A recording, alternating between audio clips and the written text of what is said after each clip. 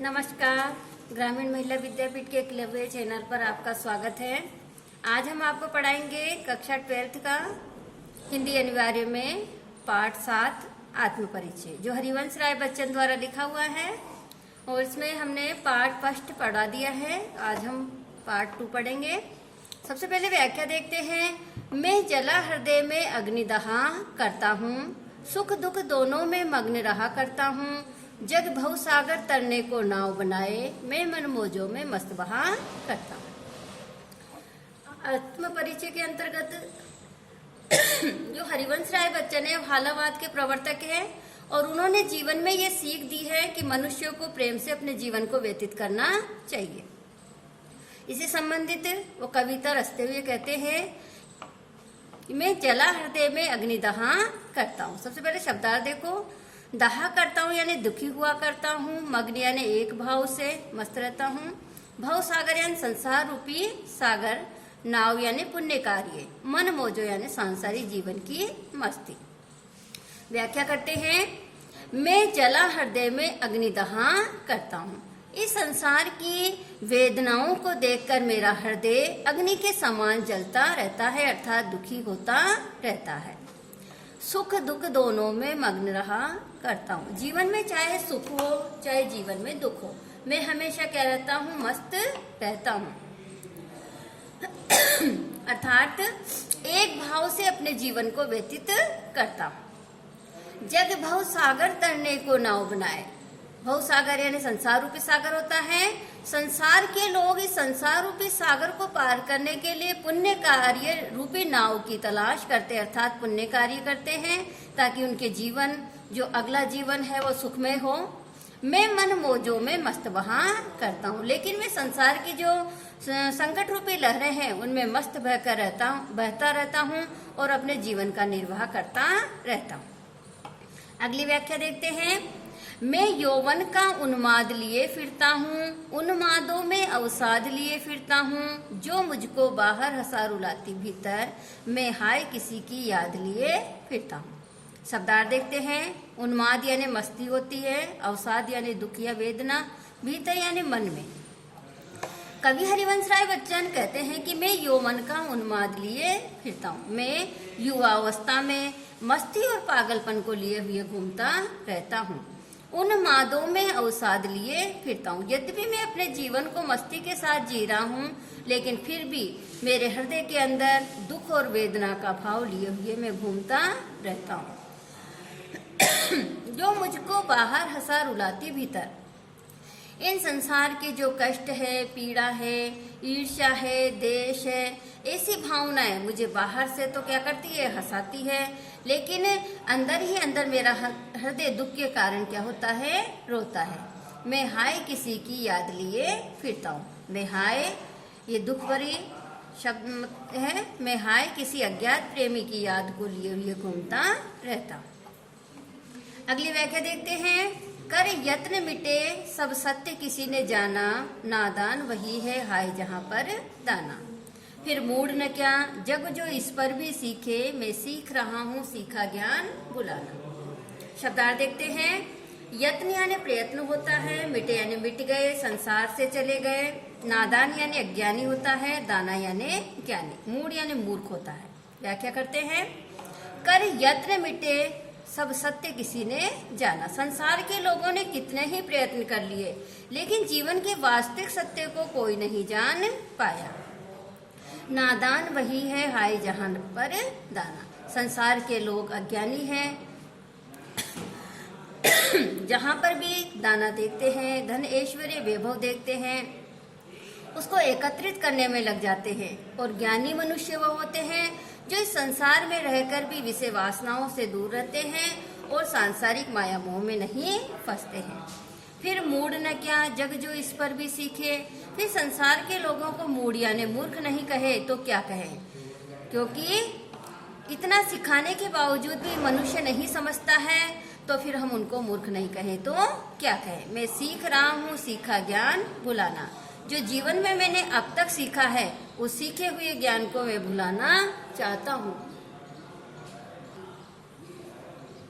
अगली व्याख्या देखते हैं। मैं और जग और कहाँ का नाता। मैं बना बना कितने जग रोज मिटा था, जग जिस पृथ्वी पर जोड़ा करता विभव, मैं प्रतिपग उस पृथ्वी को ठुकराता। नाता यानी संबंध होता है, बना बना यानी कल्पना कर करके, जोड़ा यानी इकट्ठा किया करता है, वैभव यानी संपत्ति होती है, प्रति यानी प्रतीक। इसमें यमक अलंकार के माध्यम से कवि हरिवंश राय समझाते हैं कि मेरा और इस संसार का कोई नाता यानी संबंध नहीं है। मैं बना बना कितने जग रोज मिटाता, मैं अपनी कल्पनाओं के अंदर एक नए संसार की रचना करता हूँ, और जब वो मेरी कल्पनाओं में खरा नहीं उतरता है तो मैं उसको मिटा देता हूँ। अर्थात कवि हरिवंश राय ऐसे संसार की कल्पना करते हैं जिसमें प्रेम हो, सद्भाव हो, भाईचारा हो, ऐसे संसार की कल्पना करते हैं, लेकिन उसके अंदर कोई भी कमी रहती है तो वो क्या कर देते हैं, उसको मिटा देते हैं। जग जिस पृथ्वी पर जोड़ा करता वैभव, संसार के लोग जिस पृथ्वी पर क्या करते हैं, धन ऐश्वर्य और वैभव को जोड़ते हैं। मैं प्रतिपग उस पृथ्वी को ठुकराता, मैं प्रत्येक क्षण ऐसी पृथ्वी को ठोकर मारता हूँ। अगली व्याख्या देखते हैं। मैं निज रोदन में राग लिए फिरता हूँ, शीतल वाणी में आग लिए फिरता हूँ, हो जिस पर भूपों के प्रसाद न्यौछावर में वह खंडर का भाग लिए फिरता हूँ। इसमें विरोधाभास अलंकार के माध्यम से कवि हरिवंश राय बच्चन कहते हैं, राग यानी संगीत होता है, शीतल यानी सुनने में मधुर लगने वाली भावनाएं, प्रसाद यानी महल होते हैं, निछावर यानी परित्याग करना, खंडर यानी टूटा हुआ भवन। व्याख्या करते हैं। मैं निज रोदन में राग लिए फिरता यद्यपि मैं अपने हृदय के अंदर रोदन यानी रुदन के अंदर भी राग यानी गीत और संगीत को लिए हुए घूमता रहता हूँ। शीतल वाणी में आग लिए फिरता हूँ, यद्यपि मेरी वाणी अत्यधिक शीतल है, अर्थात सुनने में मधुर लगने वाली है, फिर भी उसके अंदर आक्रोश की भावना है। अर्थात मैं संसार के लोगों को समझाना चाहता हूँ कि जीवन के अंदर ईर्ष्या, देश और घृणा की अपेक्षा हमें प्रेम से इस संसार में जीवन व्यतीत करना चाहिए। हो जिस पर भूपों के प्रसाद न्यौछावर, मैं वह खंडर का भाग लिए फिरता हूँ। मैं ऐसे टूटे हुए खंडर का भाग लिए हुए घूमता रहता हूँ। यदि जीवन के अंदर सुख और शांति हो, प्रेम हो, तो मैं बड़े बड़े राजाओं महाराजाओं के महलों को भी क्या कर सकता हूँ, न्यौछावर कर सकता हूँ। अगली व्याख्या देखते हैं। मैं रोया इसको तुम कहते हो गाना, मैं फूट पड़ा तुम कहते छंद बनाना, क्यों कभी कहकर संसार मुझे अपनाए, मैं दुनिया का हूँ एक नया दीवाना।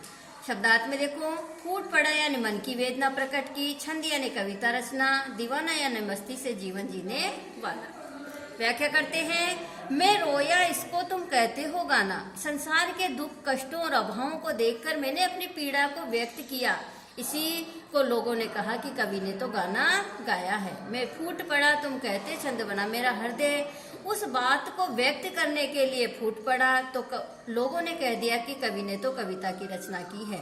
क्यों कवि कहकर संसार मुझे अपनाए, मैं ये नहीं चाहता कि संसार में मुझे यश की प्राप्ति हो, सब लोग मुझे कवि कहकर अपनाए, मैं दुनिया का हूँ एक नया दीवाना, मैं इस संसार का एक नया दीवाना हूँ जो संसार के अंदर प्रेम की सीख देने के लिए ही मैंने इस कविता की रचना की है।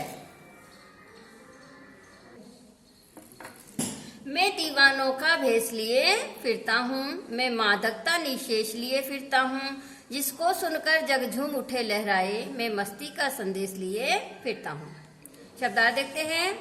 वेश यानी रूप होता है, मादकता यानी मस्ती, निशेष यानी सदा साथ रहने वाली, और झूम यानी प्रसन्न, संदेश यानी विचार या मन की बात। मैं दीवानों का भेष लिए फिरता हूँ, मैं संसार के अंदर मदमस्त रहने वाले, मस्ती का संदेश देने वाले दीवानों का भेष लिए घूमता रहता हूँ।